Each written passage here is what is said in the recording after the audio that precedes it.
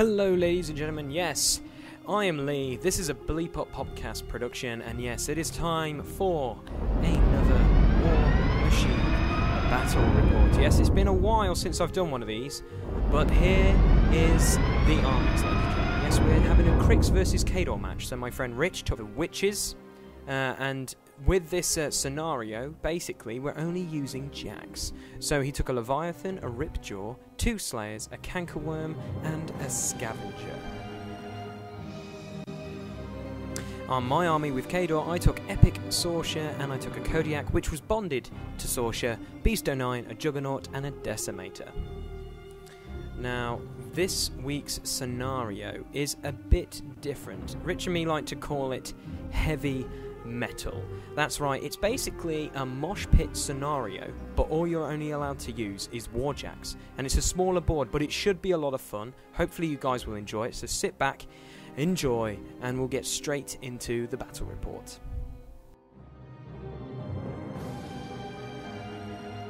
Okay guys, welcome back to the Bleep Up podcast, and yes, we've got a new battle report for you guys. Yes, 30 points. Mangled metal in a way. It's kind of just all juggernauts. That's why it's called heavy metal. We've got Rich returning. He's bought his Cryx again, and he's trying out some new models that he's purchased and some new warcasters. And I've tried some old models. So we'll get straight into turn 1 and yeah, see how it goes. Because we've changed it up a bit because we're playing on a smaller board. So we've got a deployment zone of 5 inches and 10 inches for advanced deployment. So it's still going to be the same. I think we both agreed that it's fine, so it should be a fun battle report. What do you think, Rich? Should be good. Yes, absolutely. Nice mosh pit scenario. Okay, Cryx turn 1. Rich allocates 1 focus to each warjack, so that's to both Slayers, the Leviathan, the Ripjaw, and the Scavenger. And then 4 focuses kept for the witches. He then decides to walk up the Cankerworm. He then activates 1 of the Slayers, spending 1 of the focus for it to run up the board.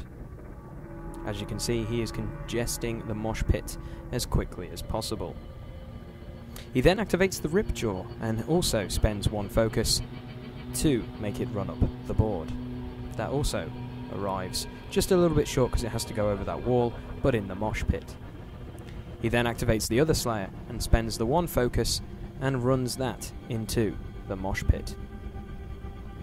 As you can see, with Warmachine, it seems to be first turn, everything moves up the board. He then activates the Leviathan and again spends the 1 focus to make it run up the board. And because it has Pathfinder, it has no problem going through that short forest.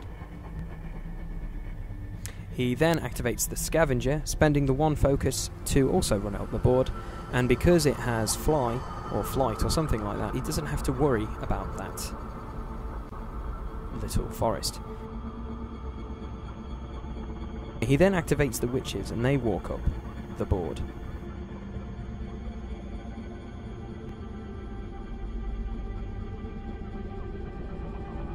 And then he casts Infernal Machine on the Scavenger through the Ripjaw's Arc Node, giving the Scavenger +2 speed, +2 mat, and it also gains terror. Then the witches cast Oculation on the Ripsaw, which gives it stealth. And just to let you know, guys and girls, if all the witches can see each other, they can cast spells for 1 less focus. Anyway, that's the end of Cryx turn 1. Okay, Khador turn 1. Sorcerer allocates 1 focus to the Juggernaut and 1 focus to the Kodiak and keeps 4 for herself.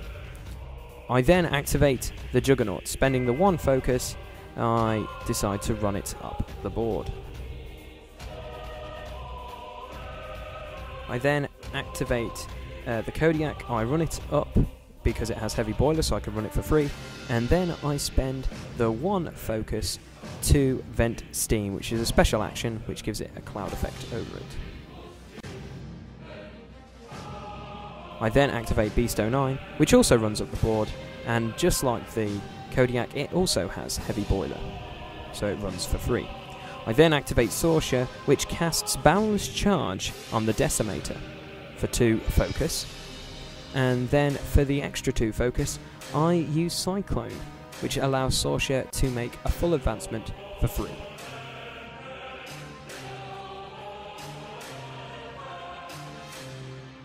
And then she advances just behind the Juggernaut. Then I activate the Decimator, which charges up to 9 inches because of Boundless Charge, because Boundless Charge gives it +2 movement and Pathfinder, and it is just short of the Mosh Pit, ending Khador turn 1. So it's end of turn 1, and as everyone knows, we both ran. Very boring, but as you can see, the witches have got a kind of nice shotgun formation there, and I've gone for the quarterback sneak with Sorcia. Coming back with Cryx turn 2. Okay, Cryx turn 2. Rich does focus allocation and allocates 3 focus to the Leviathan, 1 focus to the Ripsaw, and upkeeps both spells on the Ripsaw and the Scavenger, and keeps 3 focus on the Witches. He then activates the Scavenger and walks it behind the wall. The Leviathan will walk up the board.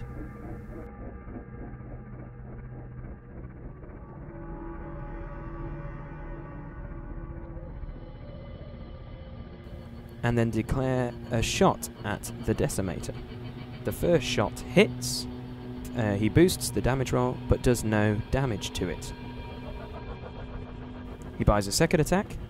That hits. He boosts the damage roll and does 4 damage to column 5.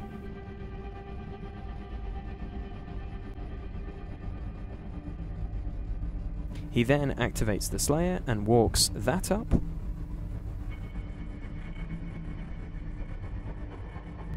He then activates the Ripsaw and that also walks up. Remember, it still has stealth on it. He then activates the Witches and they walk up. And they cast Stygian Abyss. I think that's how you say it, and if it hits on a critical, a model suffers -3 defense and cannot move. And he targets the Kodiak. He boosts to hit, and he gets a critical, making the Kodiak a huge paperweight for 1 turn. And it takes 2 points of damage from the damage roll to column 1. He then activates the other Slayer and walks it over the wall. It takes a 1-inch penalty bonus for walking over the wall. And then he activates the Cankerworm, walks that up, and that is the end of Cryx turn 2. Okay, Khador turn 2. I allocate 3 focus to the Decimator, and Sorcia keeps 3 focus for herself. I then stand and shoot the Slayer. So I am just in range of the Slayer. So I roll with boosted dice to hit. I successfully hit. I also boost the damage, and I end up doing 13 points of damage to column 5. And because I have the dozer gun, if the gun hits the target model, it moves back 1 inch, and the Decimator also gets to move forward 1 inch. But the hills are awkward, so I have to balance the model with dice. So I buy a second shot, and it misses. I then activate the Juggernaut. It walks up into the mosh pit.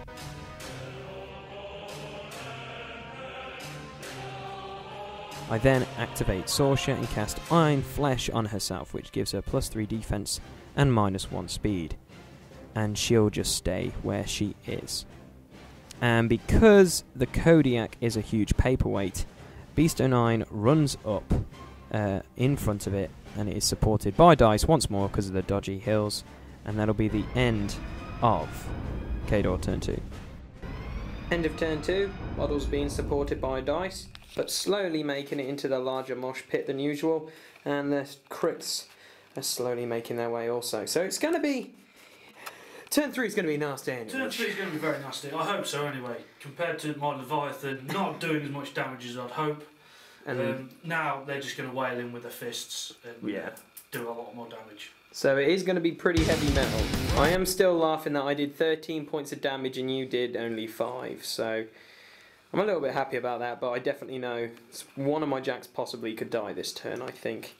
Dice forbidding. But anyway, here is Cryx turn 3. Okay, Cryx turn 3. Rich allocates focus to his jacks, 1 to the Scavenger, 2 to the Leviathan, 2 to the Ripsaw, 2 to the Slayer, and then the Witches keep 2. And then he activates the Witches and they walk up and pop their feet, which is anything within their control area suffer -2 mat, -2 rat, and their line of sight is only going to be 5 inches. And as you can see, their control area is 18 inches, so that is my whole entire army. And then they decide to cast Curse of Shadows, and if this hits, target model gets -2 armor, and it cannot give free strikes. And they cast this spell on Beast 09, and it hits. And then he activates the Leviathan, which charges the Juggernaut.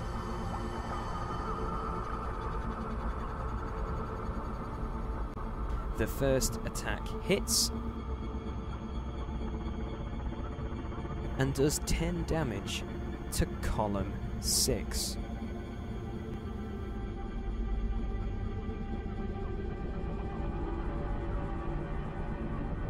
He then buys a second attack, which hits and ends up doing 2 more damage to column 6 again.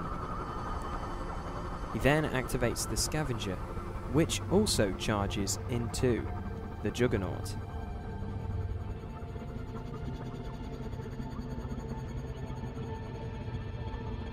Rich rolls the dice and it hits, and then because the Scavenger has Finisher, which allows it to have an extra dice on damaged models, Rich rolls 4 dice and only does 1 damage to column 5. He then activates the Ripsaw, which charges into Beast 09. And if you know the Ripsaw, it has an armor piercing attack, so he charges and spends the 1 focus to do the armor piercing attack. It hits and does a whopping 12 damage to column 5.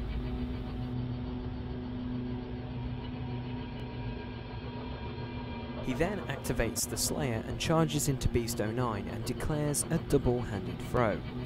So he has to hit first, which he does, and then this is how you sort out throws. You take each other's strengths and you do a roll-off. So the Slayer's strength is 10 and Beast 09's is 12. So Rich rolls and gets a 2. So he equals the Beast's strength. And then I only get to roll 1 dice, and I roll a 1, winning the roll-off just by 1. So the Slayer cannot throw Beast 09 and stays where he is. Then the other Slayer walks up the board, and then the Cankerworm walks up the board. And that is the end of Cryx turn 3. Okay, Khador turn 3. I allocate 2 focus to the Kodiak, 2 focus to the Decimator, and 2 focus to the Juggernaut. Sorsha then pops her feat, which is anything that exceeds the armor, it is doubled, which is very, very nasty. So then she decides to run up behind Beast 09. Then the Juggernaut will attack the Leviathan. So, because I have -2 to all my mat, I need to roll ridiculously high, so I have to boost to hit, and it hits, and this is the axe that is being attacked. So, I end up doing 8 damage to column 5 of the Leviathan.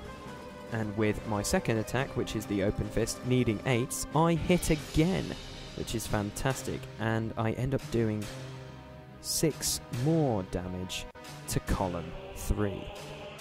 I then buy another attack, and I do hit, and again I do a whopping 10 points of damage to column 3. Now it is the Decimator's turn, and he walks up into combat to the Ripsaw. And so I boost to hit, needing 11, and I hit. And then I end up doing a whopping 14 damage to the Ripsaw.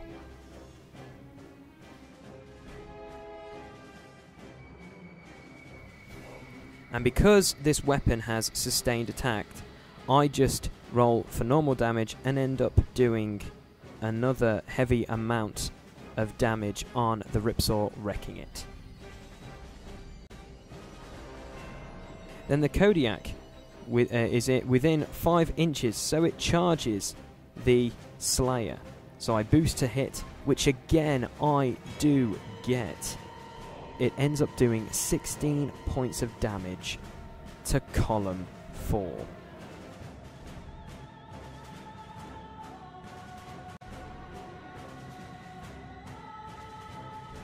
Then with the second attack needing 9s, I hit again and end up doing a whopping 22 points of damage, wrecking the Slayer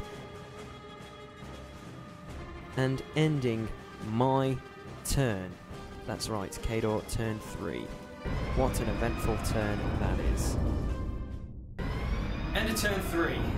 The dice were with me. Oh my gosh! No. 22 damage! And I can remember, I think it was on the second battle report, one guy told me to change my casino dice. I think this game is proven that I'm going to keep my casino dice, because they are loaded. Everything on that turn just hit, which was really lucky for me, because I had -2 mat. But yeah, as you can see, Epic Sorcerer's Feat is just nasty. And yeah, I'm just lucky to be alive. It's very different right now, and I'm looking forward to seeing what Rich does. Hopefully he can pull something out of the bag, because he's done this many a times where I've annihilated his force, but he has blown my mind with something amazing. So keep watching. Here comes Cryx, turn 4. Everything's hitting today. Everything is hitting today. Okay, Cryx, turn 4. Focus allocation. Rich allocates 3 focus to the Scavenger, 3 focus to the Cankerworm, and the Witches keep 3 focus for themselves. He then activates the Witches, and they cast Dragon Abyss. I can't pronounce that word, but they cast that spell on Beast 09. If it hits, Beast 09 has -3 defense and cannot move. So he boosts, needing a critical to do this, but unfortunately it doesn't get a critical, but it hits. And then they roll for damage, and Rich gets no damage on Beast 09. He then activates the Cankerworm and charges it in to the Kodiak. And it does its armor piercing attack. It hits, and it does a whopping 17 damage to column 4 on the Kodiak. He then buys another attack. It hits, but does nothing. Then activates the Scavenger, and it will continue to attack the Juggernaut, needing a 3 to hit. How many double ones will I have to roll in this damn game?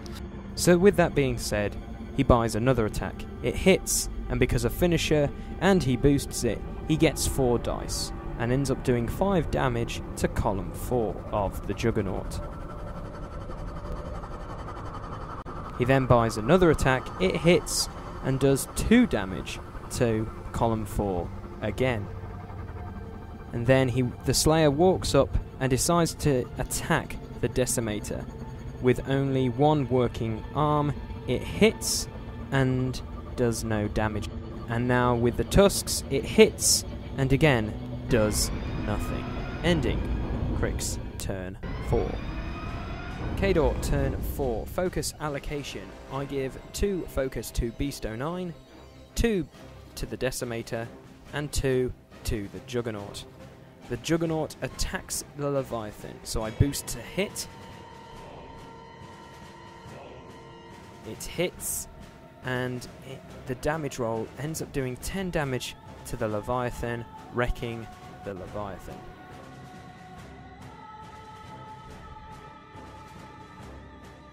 So my second attack, I will attack the Scavenger, and I miss. So then I buy another attack, and I miss again. So a little bit of fortune there for Rich. I then activate the Decimator, and he will attack the Slayer. So I boost to hit, it hits, and ends up doing 8 damage to column 6. So I buy another attack, and because it has sustained damage, it's +1 to the damage roll already, and does another 8 damage, wrecking the Slayer. The Kodiak then attacks the Cankerworm, and because the Kodiak is bonded to Sorcia, the Cankerworm is stationary. The Kodiak ends up doing 5 damage to column 5. Then Beast09 walks into combat, auto-hitting because the Cankerworm is stationary. I boost the damage, and because he's lost his arm with the axe, I only end up doing 10 damage to column 1. And then with the open fist, I only end up doing 1 damage to column wrong. And with this being said, and seeing half his force depleted, I move Sorcia out of threat range of the Scavenger and of the Witches, and Rich calls the game.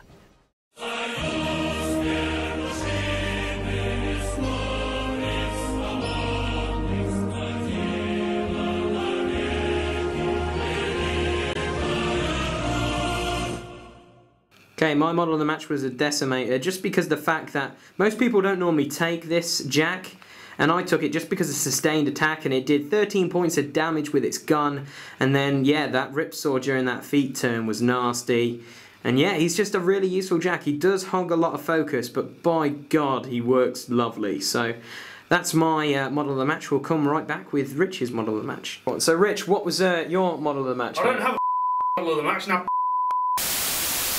And with that being said, thank you for watching this Warmachine battle report, guys. Sorry it's taken a while, but thank you very much. As this is the first time you're watching, click on the screen right now if you've enjoyed this battle report and watch my other battle reports. And just to let you guys know, there's another one coming this month, and it might be a Hordes one, just to let you know. So again, guys, thank you very much for watching. Remember, don't forget to like this video. The more likes it gets, the more views it gets. Feel free to check out any of my content that is on the screen right now by clicking it, and if you enjoyed this, click the bleep up logo there in the white box to subscribe to my channel. Until next time, guys, take care, and yeah, what can I say? Don't forget to like.